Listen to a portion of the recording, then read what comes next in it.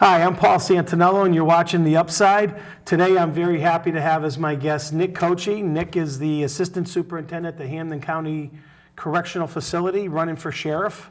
How you doing, Nick? I'm doing Good to great. have you. I'm glad to have you here. Paul. I was just about ready to say, Brian, who's one of our operators in the booth, is a Whalers fan, and I have pity on them for not understanding hockey, but that's a different issue. We'll talk about that a little bit later. But I did get to see Gordie Howe play in the Civic Center. I did as well. Isn't that amazing? As a matter of fact, I got to see Gordie, his son Mark, and his son Marty all playing the same game. That was amazing at that time. Today we're here. We're not just going to talk about politics because Nick, as you can see, has on a hockey jersey, and it's not just because it's dress down day at the LCTV studios. We're going to talk about what this is something when we interviewed Nick almost about 8 months ago, is something that Nick has taken as an offshoot of his political campaign, which I've never seen before. It's something called Kochi Care. So before we get into why we're here today, why don't you tell everybody what Kochi Cares is and why you decided to not just do it, but add it to a political campaign? Well, I think what's very important is to have an element of either the campaign or just your own personal lifestyle that gives back to the community.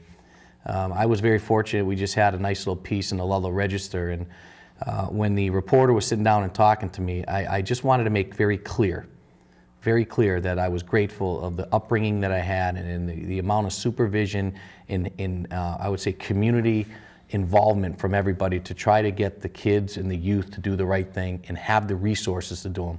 So as I continue to move along in my career and as being a parent and a coach, I want to do the same thing. I want to be able to bring some resources to the inner city kids, to the kids in the other cities and towns. Also taking a look at animal rights, Griffin's Friends, these other organizations that are out there just doing really such wonderful work. What can I do just to be a little bit of a support to them? So that's really what Kochi Cares came to light to be about, and we feel that moving forward with hopefully a lot of name recognition and a lot of goodwill with the communities all over the county, that we feel we're going to be able to do a lot of good things for a lot of good causes and a lot of good organizations. Okay, so you're running a campaign for sheriff, which is in 23 cities and towns, is it? Or? That's correct, 23 cities and towns. You had nothing else to do besides campaign in 23 cities and towns, but you decided to, and I say that in jest because you took something, and I think I said this to you last time, if I were your political advisor, I'd probably tell you you're crazy to add that on top of your campaign, but it was important to you. Well, no, it's very important to me. Again, they are two different tracks. One track being going out and meeting the voting public to introduce myself and to gain respect and understanding of what I can bring to the office of sheriff. That's the politics part of it. That's the campaign. But the other piece is something that I've been doing, I'm not starting 18 months ago. I've been coaching youth sports for 18 years. I've been a product of somebody coming up through youth sports, or somebody who was allowed to play an instrument in junior high school and then high school. So that's really been more part of my life than understanding and trying to run a campaign. So really, it's the Kochi Cares in the philosophy behind giving back, trying to bring other people in, and get them involved in extracurricular activity, which gets them off the street corner, gets them involved in a program, an event, an after-school activity. That's what I think helps make me a better campaigner. Right. Because when you're trying to do good for the youth, which is our future, it's going to help us to develop where we're going today, presently, and trying to get people back on the right track. And I think it's great because I'm not being derogatory to anybody who runs for office or is in office, but typically, a politician will write a check out of the campaign account to say, I support that, which is great because organizations need money too. But you've made it where, like you said, it's separate from the campaign, but it's part of the campaign, that it's going to go on no matter what happens. And it's just as important as what you're doing, day to day, knocking on doors, giving back, because you've already done things. It's not, this isn't, right. You've already done things under Kochi Cares. Yeah, we've already had a charity hockey tournament for Gunnery Sergeant Tommy Sullivan. And that tournament was put in place to help fund and get going the scholarship fund for Cathedral / now Pope Francis School. Yep. And we were blessed with ourselves and with the Falcons alumni team, we raised over $6,000, and we were able to contribute that back to the Tommy Sullivan Scholarship Fund, and we were pretty proud of that. Yeah. Number one, he's a hero, and his family need to have that remembrance of Tommy, and so don't we have to have that in our communities, not just today and tomorrow and the year to come, but for several years to come, about showing respect for our veterans and the people who paid the ultimate sacrifice for their country. Yeah, and that's a great thing. And Gunnery Sergeant, if you don't recall, Sullivan was one of the soldiers killed in Chattanooga, helping people, right. trying to protect people. He saved lives. He saved lives, and that was great. You guys had over 400 people at Amelia Arena in Westfield, right. correct? Raised almost $7,000 That's right. For a scholarship fund in his name. You got to play hockey, and anybody take any cheap shots at the potential future sheriff? I won't say he took cheap shots on the ice. I might have took a couple comments from the crowd skating by the glass, but no, we had a great time. It was just a lot of fun to get back on the ice competitively. I had the pleasure to play with my son Max. He was on my line. He in between every shift, he'd lean over and say, "Dad, I got you by a lot now, okay?" He goes, "You can't even skate with me." Yeah. Well, that was the truth, but I said, "You also got me in youth, pal." Yeah. You know, so, but we had a lot of fun, and we had a lot of great men and women from the Sheriff's Department show up and support the cause, and from the community, the Westfield, obviously, community. And then, Mike Sutherland, he's our guy from the Kochi Care's perspective. He's, they call me the coach. I get to wear the captaincy. Yeah. Mike Sutherland's our captain. He's our GM. He really spearheads this. And Mike's a Long Meadow resident. Yes, he is. Michael's from Long Meadow, and I'll tell you, you should be very proud to have Michael from Long Meadow because he's a doer. Yep. And now he played at BC. Is that right, or did I hear that wrong? Who, Michael? Yeah. If he did, he didn't tell me that. Okay, then I heard it wrong. Okay, so I won't say that he wasn't good enough to make the pros or anything. No, but I know Mike is Long Meadow resident. You also have Nick Malikian, who grew up in Long Meadow, plays on the team. We got Nick Malikian. As a matter of fact, he was my other winger. Yeah. And Nick is also involved with Coach Joyce with the varsity program, and Coach Quirk and Nick Malikian and Coach Barron. They do such a great job with Long Meadow High School. Yep. I've battled against them at Minnechaug many times, and unfortunately I came on the short end of the stick many times with that coaching staff. But Nick's just a great employee, but more importantly, he's just a great young man, and he's doing a great job with the kids. Absolutely. So the members of your team, are they all Sheriff Department employees other than your son? They were. They were. At some point, they were either current or we before. we had one or two guys that were former employees that went on to work either in probation or a court officer that we allowed to come back and play. But yes, it's Sheriff's Department driven. We have a tremendous depth of athletes at the Sheriff's Department.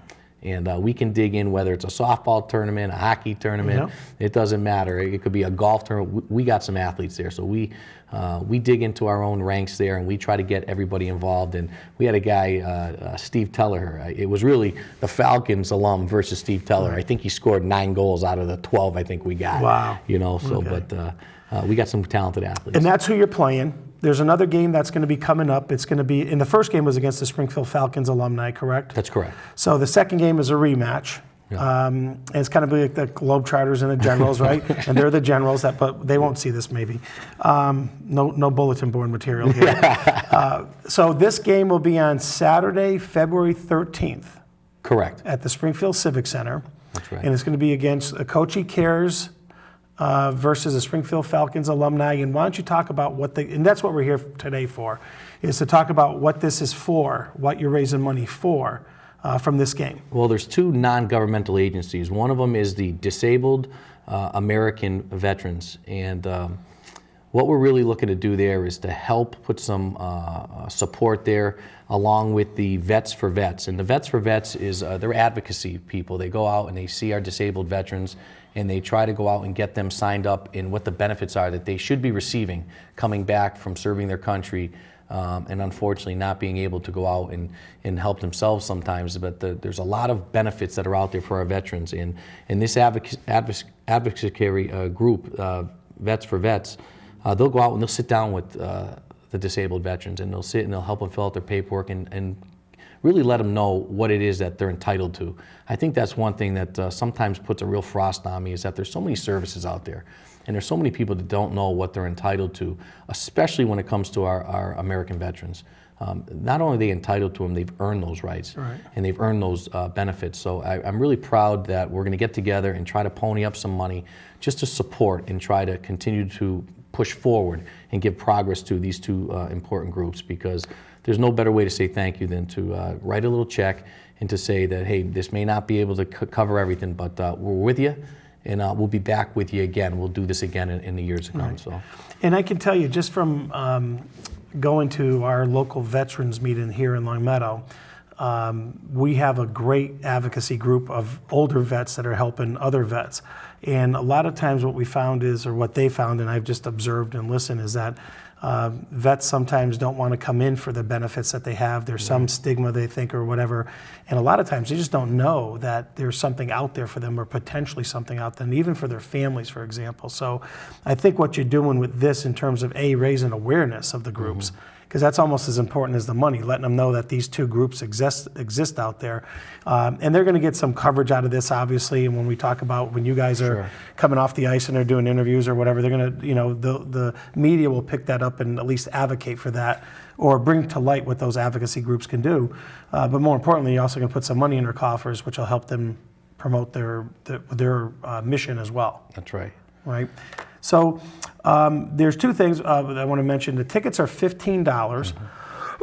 Excuse me, and that's kind of high price to watch a couple of old people from the sheriff's department skate.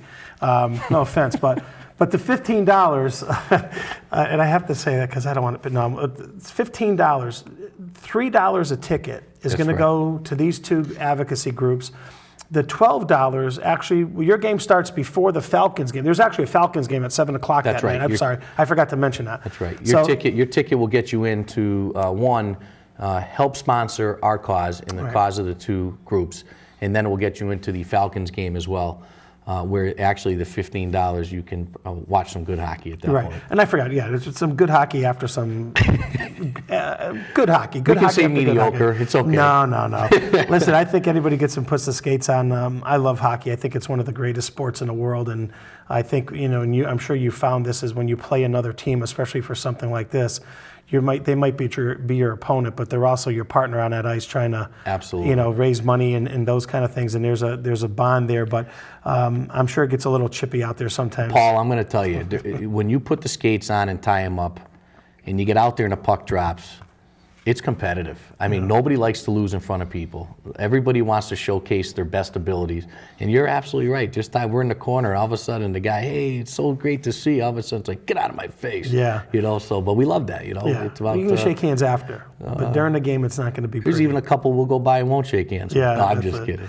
So again, the $15 ticket gets you into the Kochi Cares versus the Falcons alumni, and it keeps you there. You can stay there and watch the Falcons. And do you know who they're playing that night? I don't. It's got to be somebody good. I mean, and you're watching future NHL stars out there as well at the Falcons game. So it's a great price to help to go have some fun and watch a Falcons game. Makes a great Valentine's Day present. That's what I've been told. My wife may disagree with you on that, but it would be a nice present if I got that. Yeah, I'm trying to hope that covers me for Valentine's Day. So if you don't see me for a couple of weeks, you know it didn't work. But it's $15, and you can get tickets you can go to CochiCares.com, right, to get information on it. Absolutely. So it's COCCHI cares.com, and there's information. And I don't know where else we can get tickets. I think you can call the Springfield Falcons. I have a number, 739-GOAL. And that's just to get tickets, and you'll tell them you're buying tickets for the Kochi Cares versus the Falcons, and you'll pay your $15. How did it feel to get back on the ice and play a competitive game? How long, I know you coached. Yeah, I've skated. I mean, I've skated nonstop for the past probably 25 years. Yeah.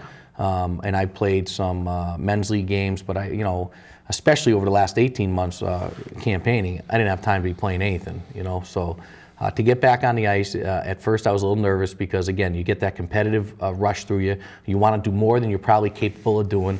And you know what? It's like riding a bike. It comes back and you start sweating and you're feeling good. And the first 3 shifts, I couldn't wait to get to the bench and take a deep breath. By the third period, I couldn't wait to get back on the ice and stay on as long as I could. So it's amazing it was a what great... Red Bull does, right? We don't do that. We don't advocate. No, I will say, instead of having water and all those replenishing drinks on the bench, we need oxygen. Yeah. We need oxygen. But I got something for you, Paul. we're very proud, number one, of the Kochi brand, what we're trying to bring, which is Kochi Cares and Team Kochi moving forward. And we just want to give you a Kochi hockey jersey. You know? That's awesome. So, we'd love for you to have it. I used to box. I played hockey, but I boxed. Look at that, Kochi 2016. 2016. Kochi Care. So that's my own jersey. I can go out there now and push people around on the streets. And not a problem. We got double runners for you if you need them. You know. I was a goalie, man. They were almost like double. They were almost, thank you very much. This is awesome. No, you're welcome. But goalie skates were almost like double runners. You know. The only thing about being a goalie is that it was fun to do, and you were a winger, and I told you that you were probably one of my worst enemies when we played hockey. If we didn't play against each other, but like I said, it's one of the most competitive things, and there's nothing like getting juices zone or something like that, you know, and it's funny because we had offensive players on the team, right, and the defensemen were mine. You know, I always called them, they were my defensemen. So I would yell at them, berate them, whatever, say that guy's kicking your butt, and they go out and perform because not just because the coach was yelling at them, but because I was yelling at them, and I would kind of incite them, kind of like cattle prodding them with some choice words. But I always found that it was hockey was a great team sport because.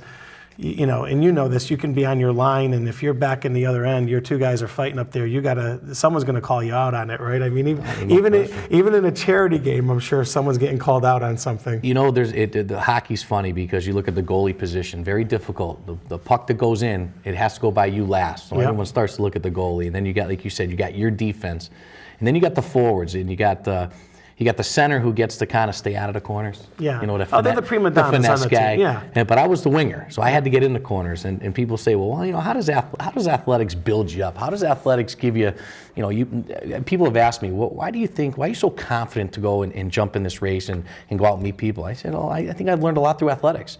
Well, what do you mean? What does athletics do? Well, I said, when I'm in the corner fighting for the puck, I know it's down and dirty time. There's no option of coming out, me one-on-one with the guy. If he comes out with it, the whole place knows I lost the battle. Right. If I come out with it, the whole place knows I won the battle. So I think you take those work ethic things and you apply them to what you do in your professional life, your personal life, your work ethic. And that's one thing I look forward to doing as this campaign continues to go. Because remember I told you 8 months ago, I said I was a winger and I've been in the corners. Yep. I'm not unaccustomed to getting in there and pushing and shoving. I can tell you this, I'm coming out with the puck. Yep. I'm going to come out of that battle with the puck.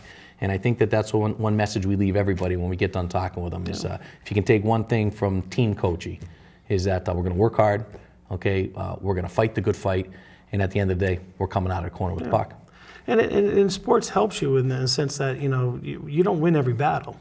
Sometimes you get your butt kicked. That's right. You can play you think you're the biggest, baddest winger in the world, and all of a sudden some shorter, kid or something comes in and makes you look kind of silly, and you eat a little bit of humble pie. That's a great life lesson. And that puts you back in there working twice as hard because you know that's right. You're not invincible, and you're not going to win every battle. All right, so I'm going to talk just a little bit about politics, Sure. and I won't ask you about the presidential race because I just did that with Tony Signoli and Rob Rizzuto, and they just sucked all the air out of the room when we did that interview, so I won't even go there. But now that you've been campaigning for quite a while, how do you find, is it what you thought when you originally got into the race, or is it completely different, or is it kind of what you... Paul, I didn't have a thought. I've never done this before. I mean, I am not a politician. That's not a bad thing. And it's not a bad thing. I've met a lot of wonderful people. I've actually been energized in this political process. When I decided to run and we made the announcement, people that didn't know that I was going to run, what are you, crazy? Why do you want to get involved in this? I've had nothing but a positive experience so far. I have met wonderful people, whether it's through door knocking, through events, through announcements, through just being in the community, being at social and athletic events. I've met such wonderful people that just want to do good for their community. So I just sit there and listen. I do a lot of listening. And then when it's my turn to talk, I always say, well, I will promise you, I'm going to do the best I can to do what's best for your community, not just as the sheriff in providing public safety and making sure we're putting a better product back on the street. That comes with the job. Yeah. But what I do get excited about is what can I do to help on the grassroots of the community? How can we get involved with the youth? How can we get our message across about staying clean and sober and not, as we talked prior to taping, about this opioid crisis? I mean, this is something I am very in tune to.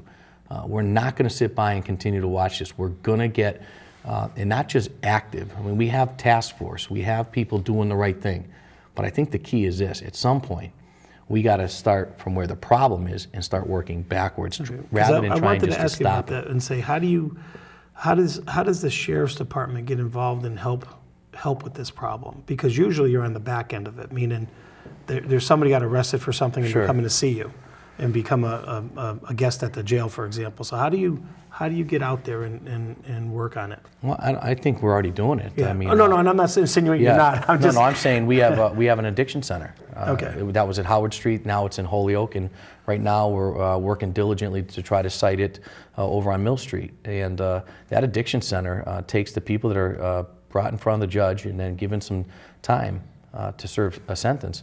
We're doing intense treatment, and that treatment is going to hopefully put these offenders in a position where they're going to start making better decisions in their lives. When you have an extended period of time where you can sit back and make a good, educated decision, you're probably going to make a much better one that you're making sitting at home high or thinking about where you're going to get your next high.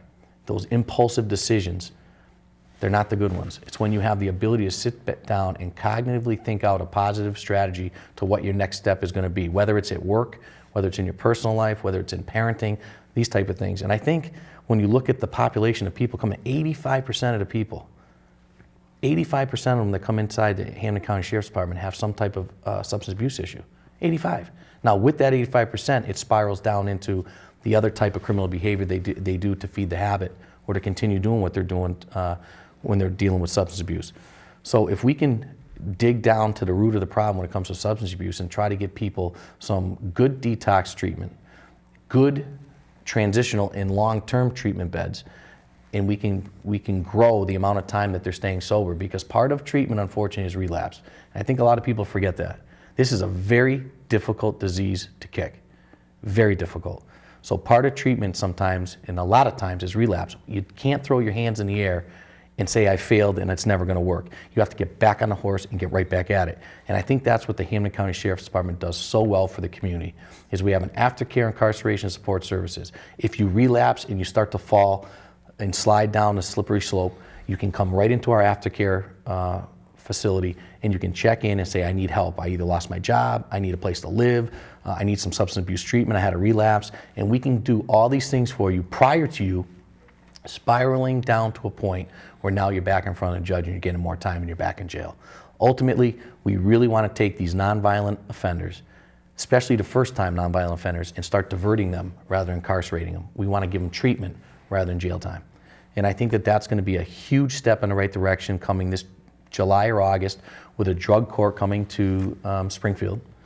And we're going to have a lot more diversion than incarceration. But this is my challenge, and I put this out to all of the people that can be influential in the county and in the state, in the Commonwealth. To have diversion, you must have resources. And I'll say it again. To divert people away from incarceration, you have to have the adequate resources to now put these people in, these men and women that need that treatment bed, into an average addiction stay right now for detoxing is 3 to 5 days. The medical profession will tell you a good detox is 7 to 10.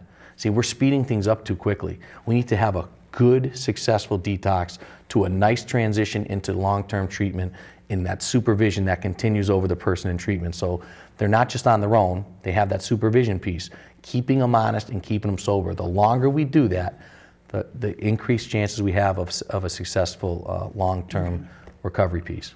And so when, the first time that I heard about the opioid crisis, right? I mean, I'm thinking, Midnight Run kind of movie or something like, and I mean, I'm serious that you're saying opioid crisis and you're thinking heroin, and someone, drug smugglers, but it's not just what you might think about from a movie. I mean, this is all walks of life that are being affected. So it's not just and I'm not putting any words in your mouth because someone doesn't get mad or whatever. It's not inner city. It's not just suburbia. It's not just male, female, whatever. It's not young and old. It's everything.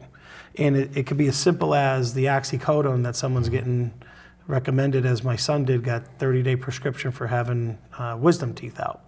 And I think he took them for one day, and we said, "That's it, you're done," and the rest were chucked, But I mean, so it could be, it's not just the shooting of heroin, and it's everything. That's opiate is a broader term. Sure. Am I saying it's it the wrong? classification. Right. Heroin is an opioid, and Oxycontin and Percocets are an opioid.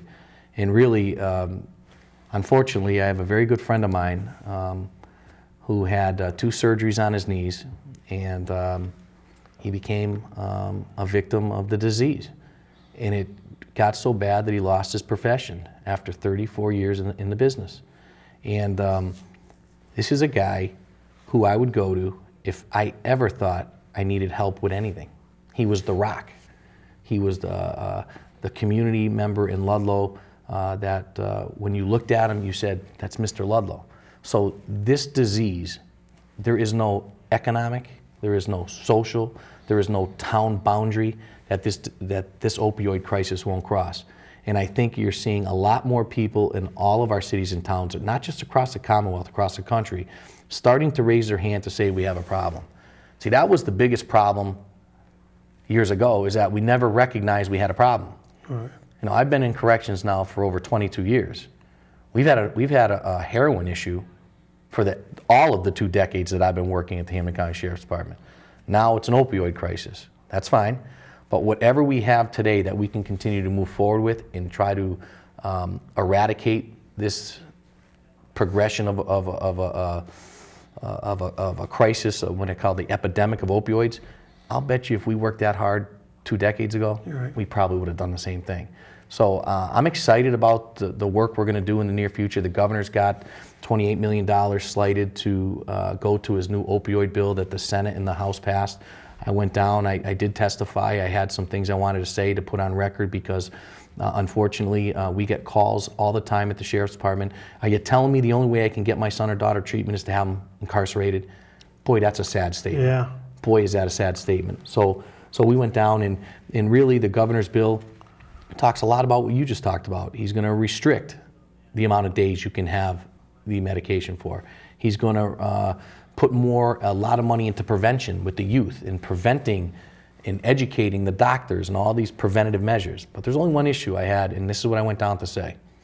We can do a great job and need to do a great job on prevention. We need to stop this problem from growing.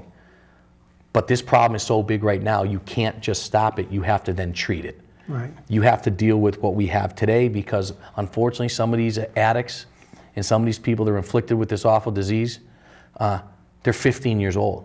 Yeah. Okay, they're 20, they're 30, they're 40.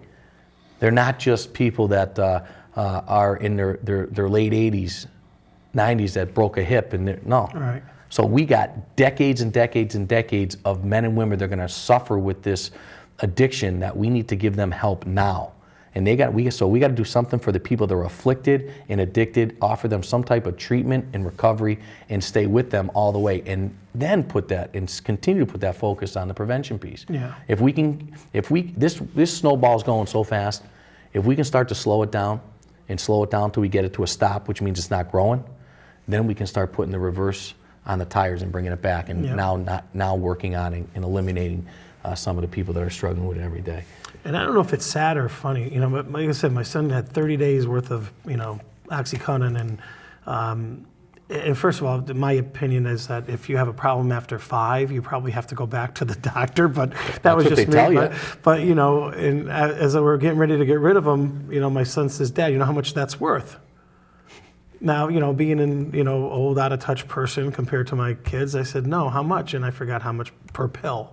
No, 15, 20 bucks a pill. Yeah, or about something 20, like that. 25 bucks a pill. I said, maybe we should. No, I had a nice little retirement nest egg right there. But the fact that they know that, I mean, I'm not, again, not casting, but the fact that the kids know that they're worth 20, 25 bucks a pill blew me away because I didn't know that, and I'm not, I'm not in high school or whatever, but I guess it just goes to show you that it isn't just, like you said, for someone, this is a teenager.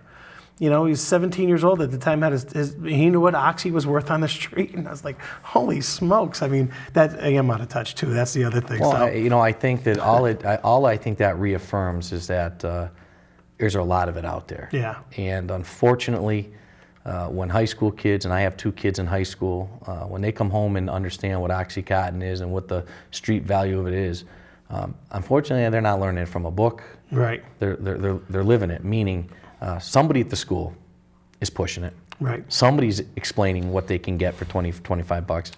And, that bothers me. Yeah. It bothers me a lot. And I think that not just me, I would say anybody who's anybody that wants to help this cause is going to put their hand up and say, okay, let's go get it. I don't think by any means Nick Cocchi running for sheriff and all of a sudden I want to help with this opioid crisis. Please, win or lose or draw, I'm staying on the opioid crisis. Yeah. This Kochi Cares component, win, lose or draw, I'm staying on Kochi Cares. Yeah. These are the things that are important to who I am in continuing to give back to the communities and trying to be a good community servant, because really that's what we need to do. I think when we start to give back to the community and we start to educate the community and stop pushing things under the carpet, I think when we take a good look in the mirror and say, hey, we got a problem, there's enough good people and educated people from all parties, all walks of life that can get together collectively and make very good decisions. Nobody should be an island by themselves thinking they can solve any one of these major issues. But I'll tell you what, task force, people stepping up and doing their part, you got to have the social services, you got to have the law enforcement piece, you got to have the treatment and education piece, you got to have the housing and long-term treatment beds. When everybody gets to the table and does their share, that's when you're going to start to see a dent taken out of this.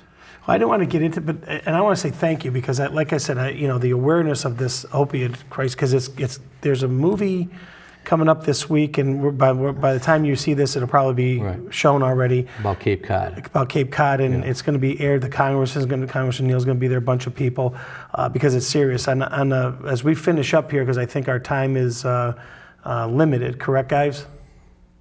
Okay. What we're here for today is, besides talking about that, was Kochi Cares hockey game on Saturday, February 13th at 4 o'clock in the afternoon.